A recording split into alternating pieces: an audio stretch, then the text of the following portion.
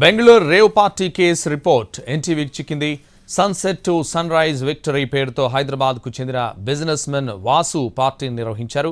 దాదాపు 150 మంది గుర్తు తెలియని వ్యక్తులు పార్టీకి హాజరయ్యారు.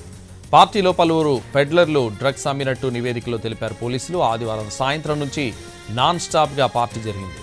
భారీ మ్యూజిక్, డీజేలు పెట్టి డ్రగ్స్ విక్రయిస్తూ ప్రజలకు ఇబ్బంది కలిగించారని రిపోర్టులో పేర్కొన్నారు. నిన్న ఉదయం 3 గంటలకు గోపాల్ రెడ్డి ఫామ్ హౌస్ పై రైడ్ చేసిన 5గురిని అరెస్ట్ చేశామని చెప్పారు పోలీసులు. నిందితులు వాసు, అరుణ్, సిద్దికి, రణ్ధీర్, రాజ్ భవన్ ను అరెస్ట్ చేశామన్నారు.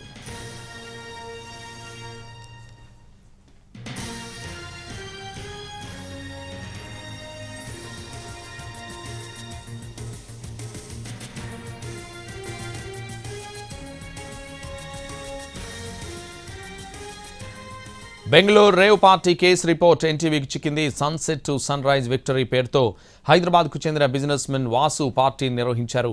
దాదాపు 150 మంది గుర్తు తెలియని వ్యక్తులు పార్టీకి హాజరయ్యారు. పార్టీలో పలువురు పెడ్లర్లు డ్రగ్స్ అమ్మినట్టు నివేదికలో తెలిపారు పోలీసులు.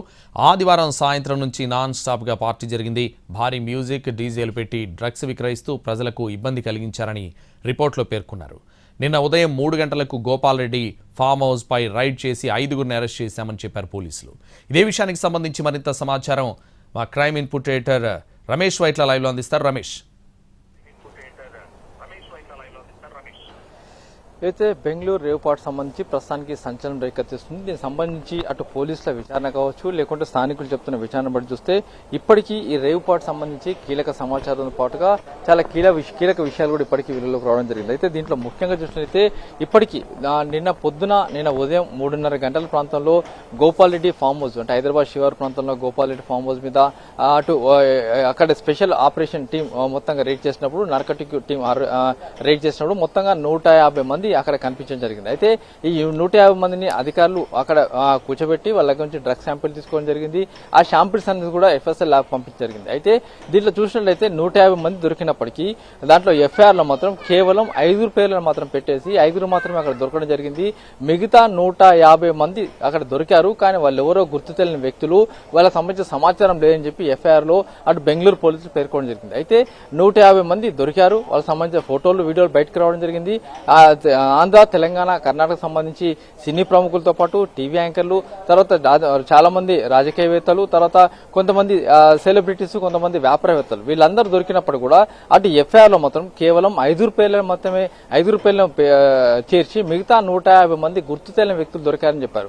అయితే 150 మంది అటు హైదరాబాద్ నుంచి కావచ్చు, అటు ఆంధ్ర నుంచి కావచ్చు, కర్ణాటక నుంచి ప్రత్యేక విమానంలో అటు గోపాల్ రెడ్డి ఫామ్ హౌస్కి వెళ్లి అక్కడ పార్టీ చేసుకుంటున్నారు. వాసు ఇచ్చిన, హైదరాబాద్ సంబంధించిన వాసు, వ్యాపారవేత్త వాసు ఇచ్చిన పార్టీకి వీళ్ళంతా హాజరు కావడం జరిగింది. అయితే Vasu sunset to sunrise అని మొత్తంగా ఒక కాన్సెప్ట్ పెట్టి వాసు బర్త్డేని అత్యంత అట్టాసంగా చేయడం జరిగింది. అయితే ఈ ఫామ్ హౌస్ మొత్తానికి పెద్ద ఎత్తున సౌండ్ చేయడంతో అక్కడ పెద్ద డీజేలు కావచ్చు సౌండ్లు పెట్టి చేస్తుంటే స్థానికులు ఇచ్చిన ఫిర్యాదు మేరకు అటు పోలీసులు తెల్లవారుజామున 3:30 గంటల్లో రైడ్ చేయడం జరిగింది. రైడ్ చేసిన సమయంలో పెద్ద ఎత్తున అక్కడ MDMA డ్రగ్స్ తో పాటుగా మిగతా డ్రగ్స్, గంజాయి, చెరస్ లాంటివి కూడా లభ్యం కావడం జరిగింది. అయితే ఈ దొరికిన డ్రగ్స్ చాలా వరకు కూడా కొంత బాత్రూమ్ లో కావచ్చు, లేకుంటే సింక్ లో కావచ్చు, లేకుంటే అటు ఫ్లోర్ మీద కూడా దొరికినట్టుగా అధికారులు చెప్తున్నారు. అయితే మొత్తంగా డ్రగ్స్ మొత్తం సీజ్ చేసినప్పుడు 43 గ్రాముల MDMA డ్రగ్స్ దొరకడం జరిగింది. అయితే ఈ డ్రగ్స్ ఎవరు తీసుకొచ్చారనే విషయం అటు పోలీసులు విచారణ జరిపినప్పుడు మొత్తంగా వాసుతో పాటుగా అరుణ్ తో పాటుగా సిద్దికి, రణ్ధీర్, రాజ్ బస్వా మొత్తం 5 పేర్లను ఇందులో చేర్చడం జరిగింది. FIR లో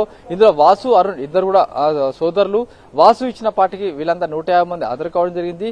డ్రగ్స్ తీసుకొచ్చింది సిద్దికి, రణ్ధీర్, రాజ్ బస్వా, మొత్తంగా ఈ 3 డ్రగ్స్ తీసుకొచ్చినట్టుగా తేలింది జరిగింది. అయితే 150 మంది పేర్లని FIR లో పోలీసు అధికారులు ఎందుకు చేర్చలేనిది ఇప్పుడు ప్రశ్నగా మారింది, మిస్టరీగా మారింది. అంతేకాకుండా FIR లో ఎన్క్లోజర్ లిస్టు కూడా పెట్టకుండా కేవలం FIR క్లోజ్ చేసి ఈ FIR ఎలక్ట్రానిక్ సిటీ బెంగళూరులో నమోదైన కేసుని అటు పక్కనే ఉన్న మరొక పోలీస్ స్టేషన్ తరలించడం జరిగింది, ట్రాన్స్ఫర్ చేయడం జరిగింది. ప్రస్తుతానికి బెంగళూరు పక్కనే ఉన్న బెంగళూరు డిస్టిక్ పోలీసులు దీనిపైన కేసు విచారణ జరుపుతున్నారు.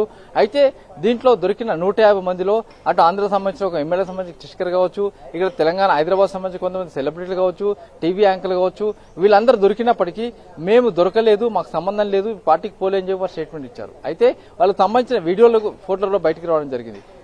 అంతవరకు దొరికినప్పటికీ, అన్ని సాక్ష్యాలు దొరికినప్పుడు కూడా పోలీసులు అసలు ఎవరు దొరకలేదు అన్న తీరులో 150 మంది గుర్తు తెలియని వ్యక్తులు దొరికారని చెప్పి అందులో పేర్కోవడం ఇప్పుడు ఒక విడ్డూరంగా ఉన్నది, విచిత్రంగా ఉంది. అయితే ఫర్దర్ గా పోలీసులు ఏం చేస్తారు?